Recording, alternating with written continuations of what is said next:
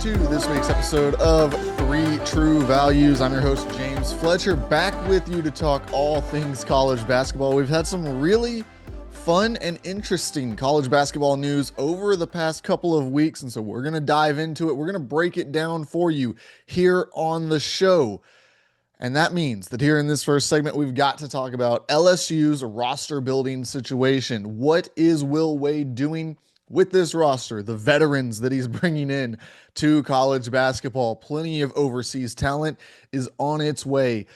There are some transfers, controversial in their eligibility, whether they will be able to suit up for the Tigers next season. We're going to break down who they've got coming, the rumored names that are out there that could fill out this roster, and then talk a little bit about the response that we've seen from everyone about what Will Wade is doing at LSU, his return there, the late roster build compared to everyone else. There's so much for us to get into here in this first segment, and we're going to try to break it all down for you.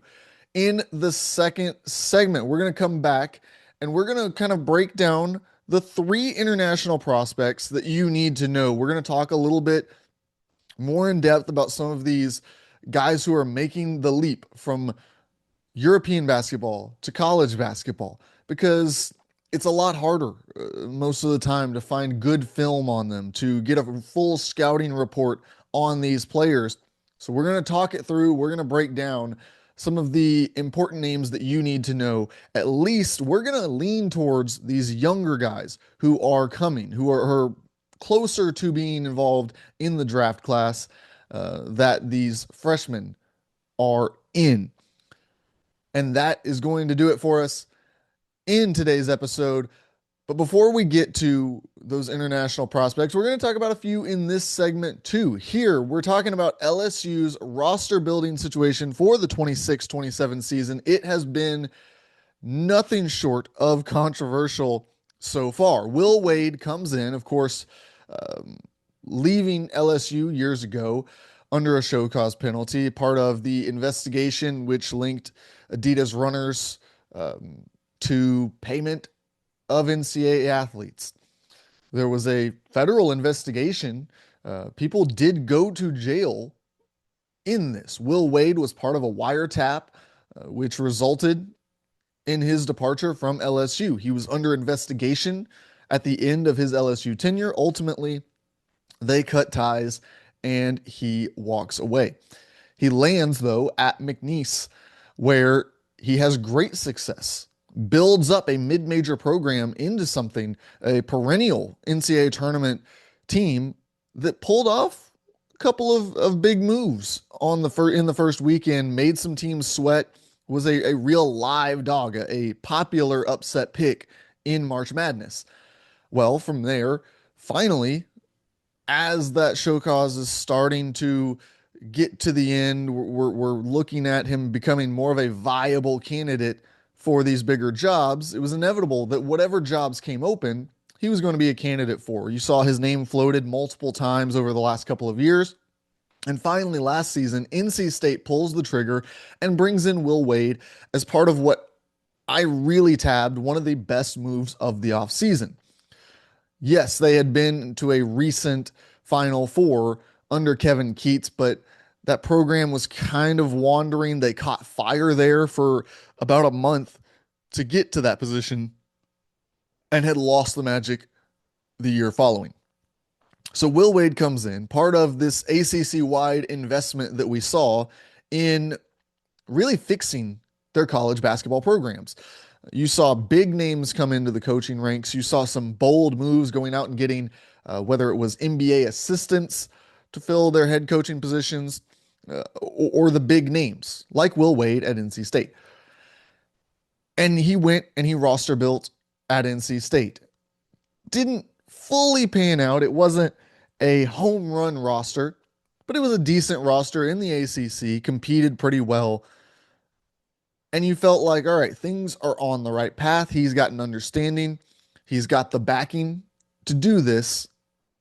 It's just going to take a little bit of time, like it does in many situations. And it didn't feel like it was going to take longer than this season. But as we know, Matt McMahon's job was up in the air at LSU.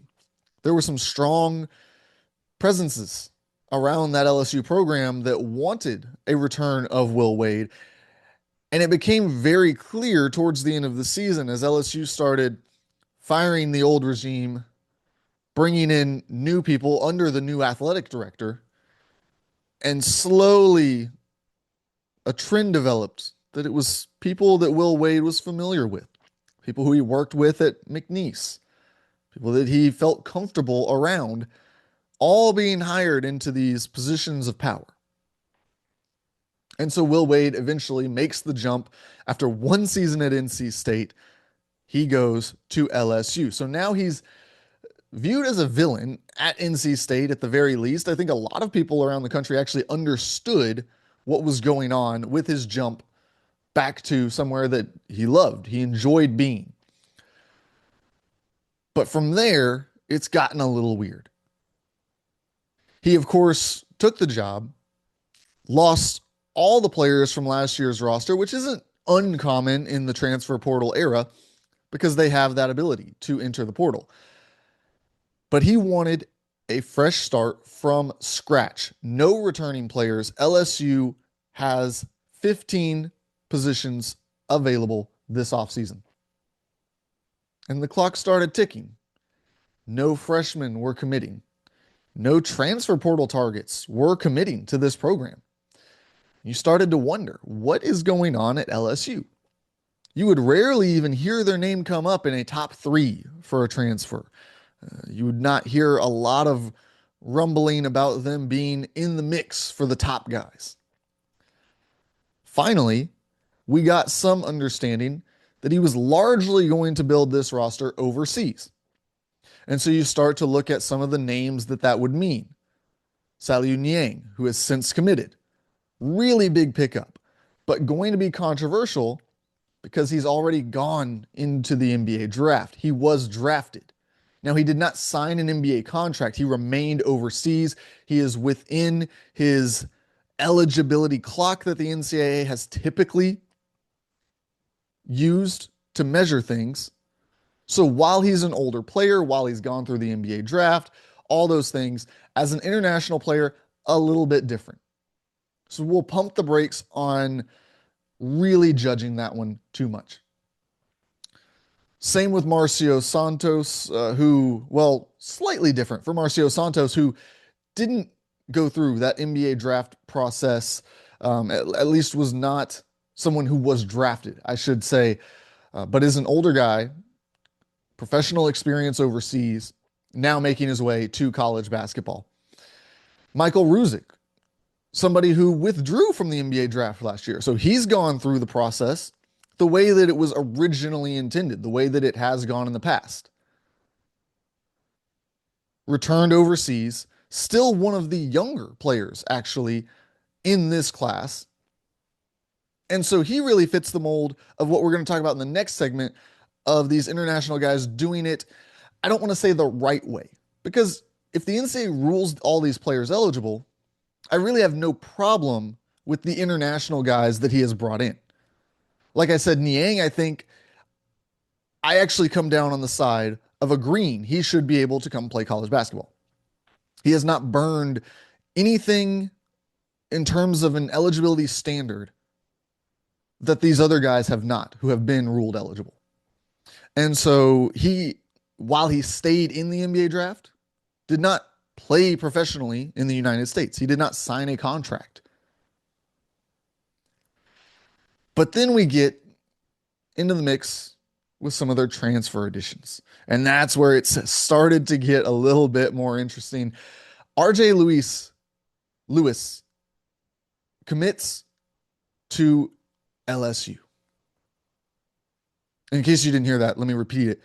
RJ Lewis commits to LSU 1 year removed from the NBA draft, where he signed a contract, ends up on a 2-way deal, played for 2 different G League organizations.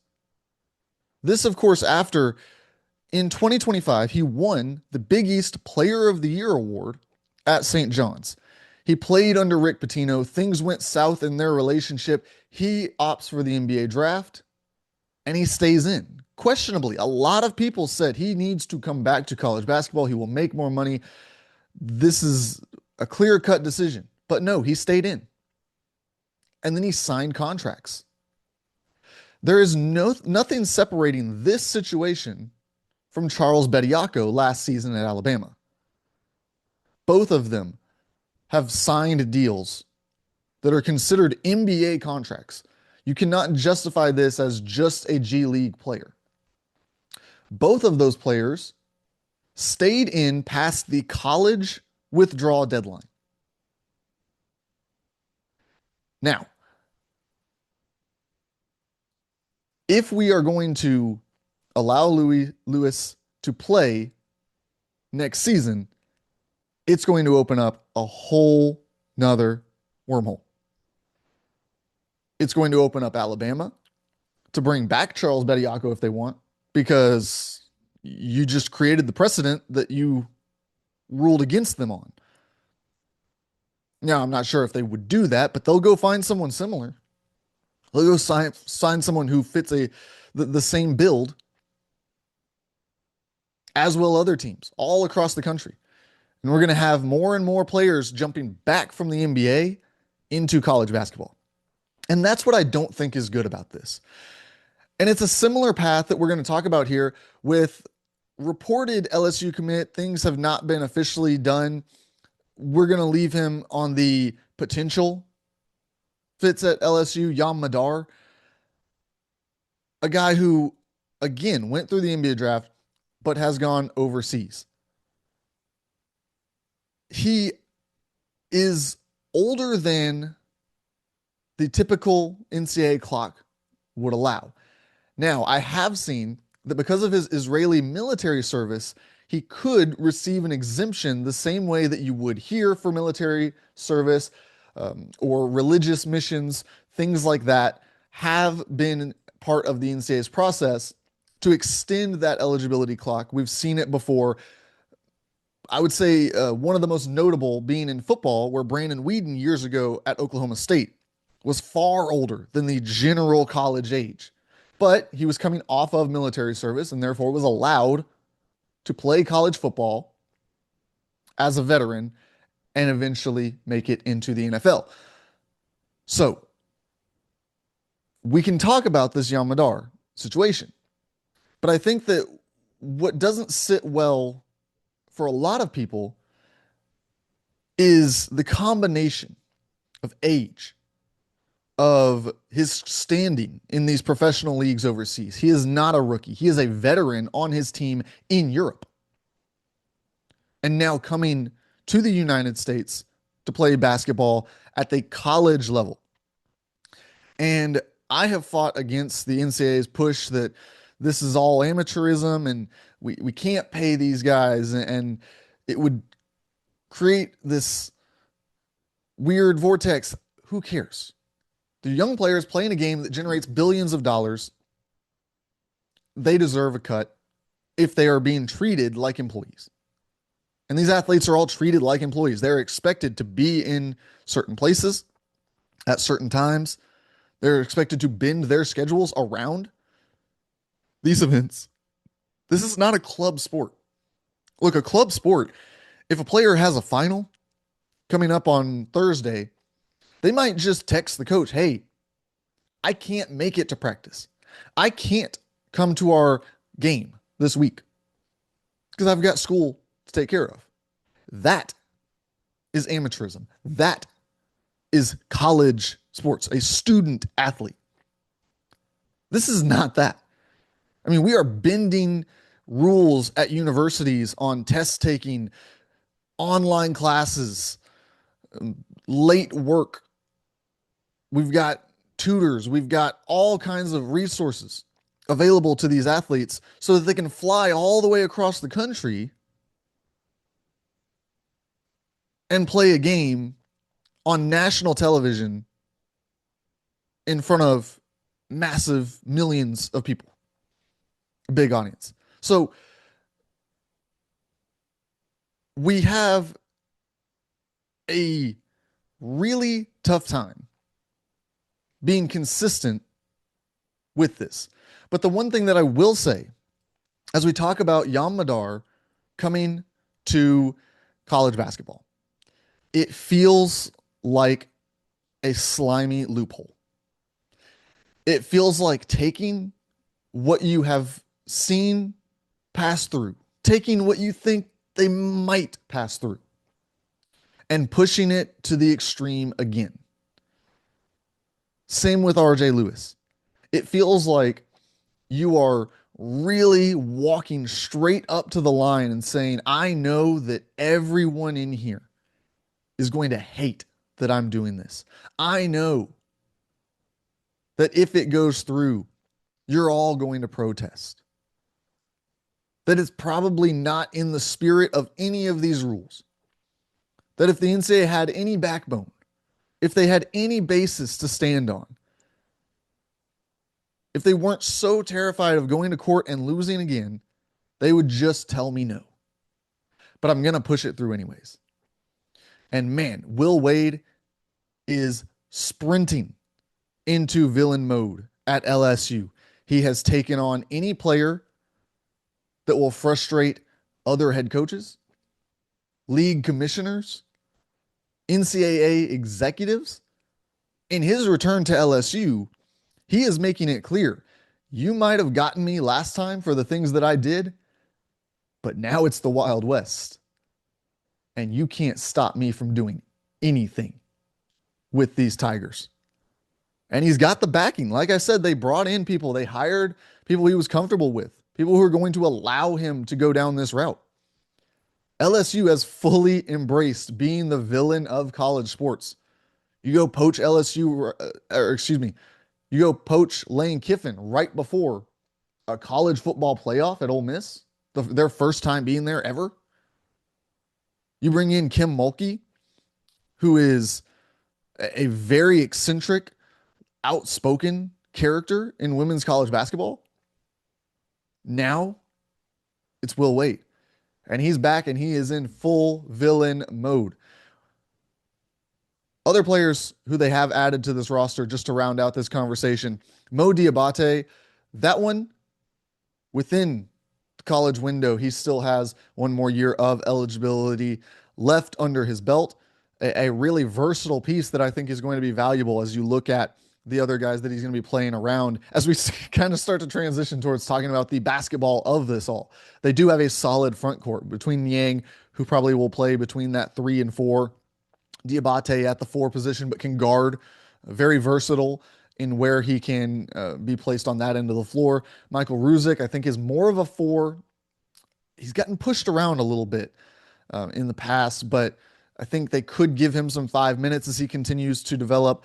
Marcio Santos is a big body, probably going to get some center minutes, probably a 4 if we're looking at it, but they're kind of stacked up at that power forward spot. We'll see how it all shakes out there. Yam Madar is a guard. He would come into that role if he is finalized. Bryce Desert, another one that they've been heavily linked to. He is a true center, would be one of the best pick and roll partners for these guards in college basketball this season. And then, of course, the other transfers that we didn't talk as much about. Austin Nunez, a guard coming in. He's been just about everywhere. I think this is his 5th school that he will be at in the last 5 years. Abdi Bashir can shoot the cover off the ball on the wing. Devine Ugachukwu has been a solid backup point guard for a couple of years now at the high major level. Interested to see if he competes for a starting role or if he's in that reserve position again this year. And of course, Alan Graves, a guy that they've been linked to in the transfer portal as well. Seems like them and Duke both pursuing his services if he withdraws from the NBA draft, which we'll talk more about next week after that deadline passes. On the other side, we're going to come back. We're going to talk about some more of these international prospects that you need to know. The guys who are going to be making a mark on college basketball right here on 3 True Values.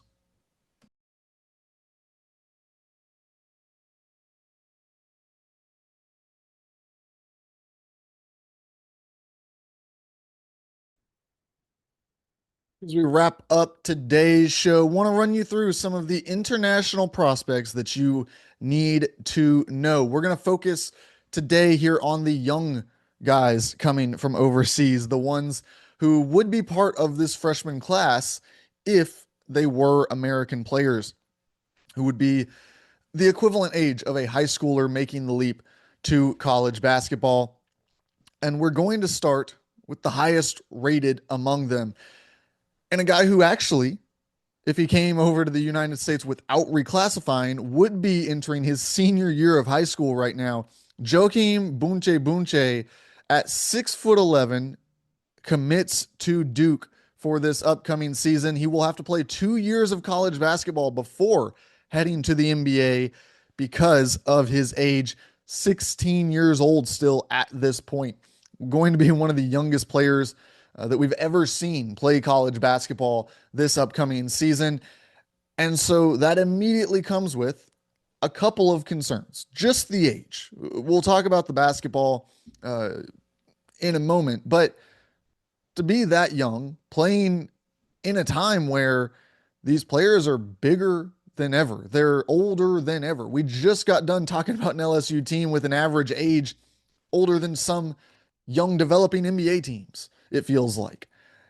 And so for him to come into this sport at this time, I'm going to be very fascinated to see what his impact can be early on. We saw Jaden Quaintance, a little bit different player, but another guy comparable at the center position who was physically dominant, felt like he was ready to face the challenge of college basketball, reclassifies, decides to play 2 years of college. Of course, his second year and the tail end of his first year also were cut short by injury, but a guy who came out and really showed, hey, his defense is legit. I don't care how young he is, how old his opponent is. His defense is the real deal. His rebounding was solid.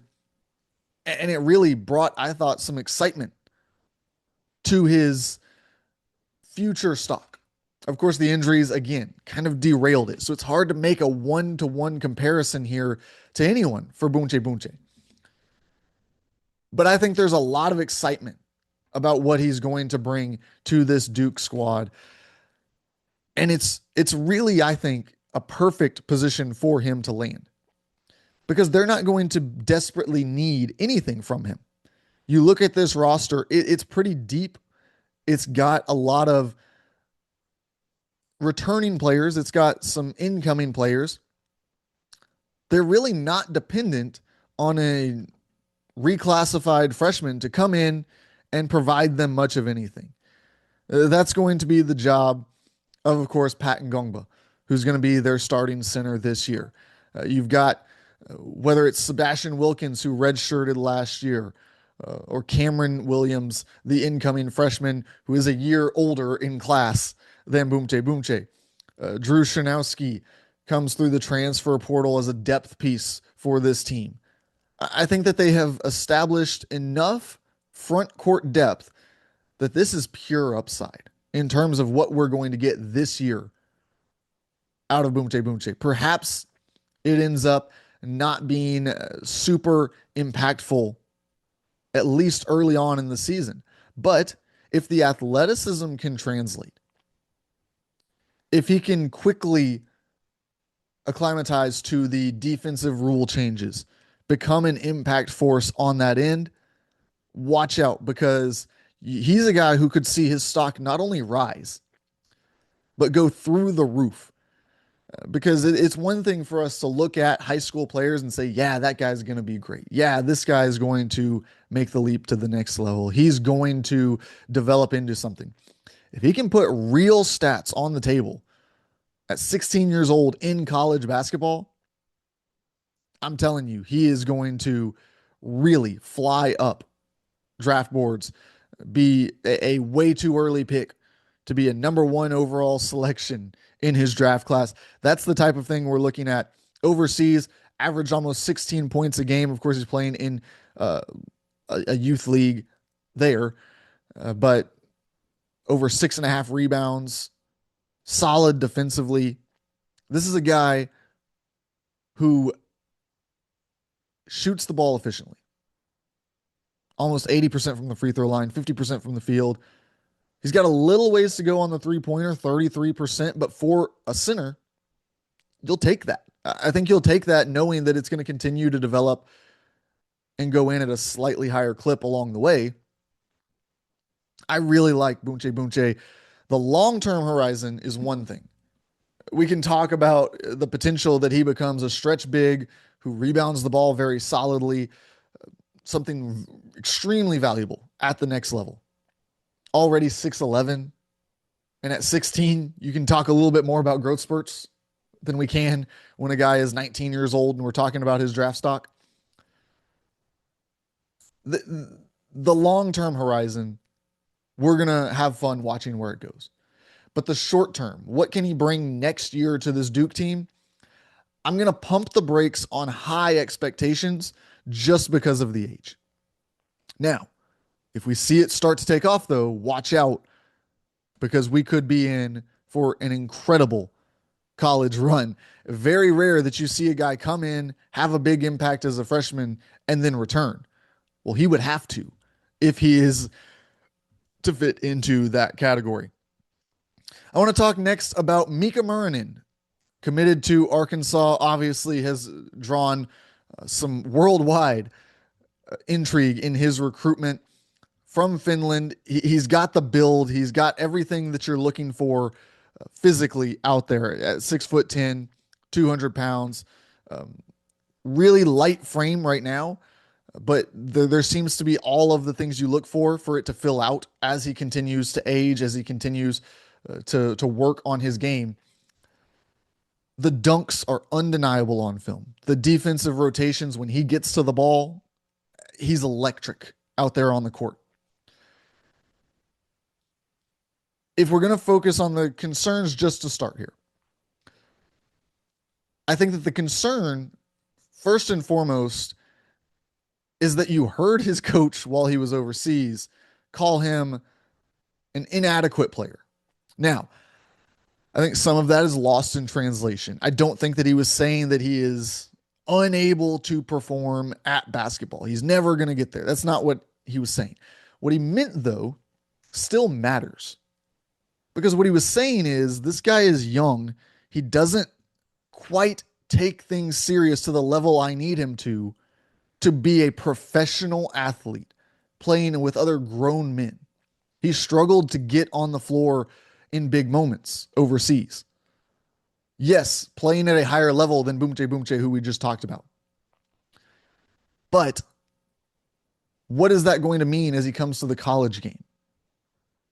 Does he really take off and dominate his age group? We've seen the flashes. We've all seen the highlights. And that is the upside for Mika Murinen. If he can consistently develop into a guy who is, whether it's the pick and roll, whether it's catching the ball and getting straight to the rack, putbacks, all of it.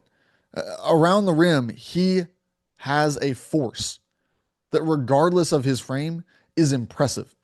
And at his age is something that will continue to develop and become more powerful.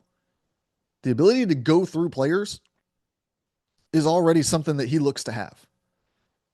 Well, watch out if he puts some more onto that frame and continues to move down that path. Now, very different players, but because they're finished, they're going to be compared to each other. Mika Murinen and Lauri Markkanen.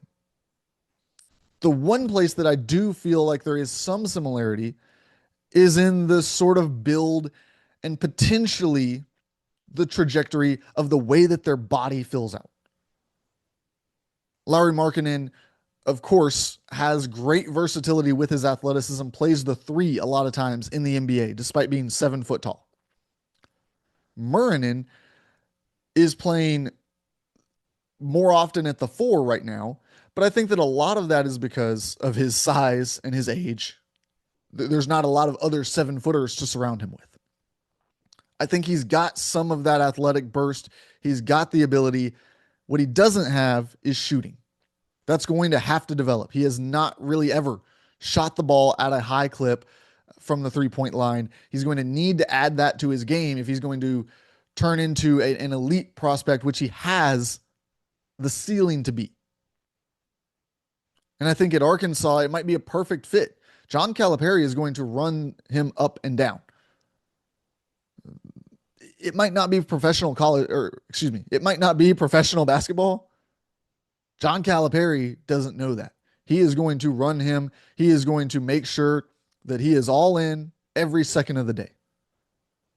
And so that's the kind of coach that can get the most out of a player like this. I'm excited to see what it looks like. Does he add some muscle? Does he come out looking determined on every play? Not just the highlights. For the full 40 minutes, does he look like he is all the way engaged in this game? Because if you get Mika Mernon, maybe he doesn't play 40 minutes, but for 35 minutes, locked in, playing at his peak ability, that's one of the best players in college basketball this season. The consistency is going to matter. The kind of commitment to growth over time is going to matter for Mika Mernon. We'll see what Arkansas can get out of him this season and moving forward, what his prospects continue to look like. We're going to now move to Seyon Kita, who will play at North Carolina this year. Of course, when the news that Henry Vesar was moving on to the NBA draft dropped not long after, Seyon Kita commits, the Barcelona center big man, making his way to college basketball, where he will play for former NBA champion Michael Malone in this new program, this new system. Going to play alongside Nicholas Avdalas, which is going to be a really interesting partnership, I think, between those two. Kita is a guy who is well onto radars. If he's a name that you're not familiar with, well, that's probably because you don't follow international basketball, particularly at the youth level, very closely. This is a guy who is probably going to land inside the top 10 of my way too early mock draft when it's all said and done. I think just about everyone should have him in their top 15 of this next draft cycle as things get started. At 7 foot tall, playing center from Mali. Look, this is a guy who, again, really, really good potential. He also some room to grow into that frame. He's been on the radar for a long time too. This is a guy who has been the best international prospect at 15, at 16, 17 years old, and now is going to come to college basketball where he's going to really get a chance to head to head against the other draft prospects, show what he can do. And that's really exciting for us to get that on full display. He's got upside on both ends of the floor. And it's going to be interesting to see, can he translate that immediately? It's an adjustment. The different rules, there's a different kind of basketball culture here than there is overseas. Just watch a game overseas, particularly at the youth level. It looks different than our youth basketball. And so he's going to come over and try to get acclimated to that. I do think that having Michael Malone, a former professional coach who coached, don't forget, one of the best overseas prospects we've ever seen, or overseas players. He wasn't necessarily the greatest prospect in the world. He's got Avdalas, who comes from that same European trajectory. We saw him at Virginia Tech last year. Big start, took the world by storm, and then it regressed a little bit. Can he get a full season of what we saw early on in that cycle? I think that he can. And I think he can be one of the best guards in the sport next year. So you pair that with a center who nearly put up a triple-double recently, I saw. He does a little bit of everything. Good processor at the center position. Not going to be a Jokic-level passer by any means. But he rebounds the ball for his position and size. He can score at a decent level. Blocks and steals, pretty good. This is just an all-around really good basketball player that we're going to see how quickly he can adjust. That's what's going to matter for him this upcoming season. But definitely a one-and-done prospect. Definitely somebody that can help take North Carolina to the next level if he can adjust quickly to the college game. I want to round out with Ethan Almanza from Spain, 20 years old, so probably would be a sophomore at this point in his college journey if he had been an American player coming straight through this system, but has played at Real Madrid. I mean, a guy who really solid athlete, went through the NBA draft process multiple times, but did not. He withdrew both times, went back overseas, and has been a solid up and coming player at 6'10". Like I said, really good athlete, has drawn some interesting comparisons throughout his early days, but is now committed to Gonzaga. Not officially done at this point because of obviously how complex these eligibility rules are, but committed to Gonzaga to play next year. This is a guy who's played for the G League Ignite, then went to the NBL, now with Real Madrid. It's going to be really fascinating to see. Was one of the most talented players in his age group when he arrived with the G League Ignite program. That whole thing is a disaster. We've been over that on this show. If you went to the G League Ignite, your development got stunted. There's no question about it. Go look at everyone they had. Not one of them took a leap forward during their time there. So then he goes to the NBL, tries to kind of rehab his situation. He does, and lands at Real Madrid. So we will see if he can take a leap forward, continue to grow. Does the college game help him hit that next level, kind of achieve the high upside that he has had for so long? We're going to find out. Obviously, like I said, eligibility concerns here and there.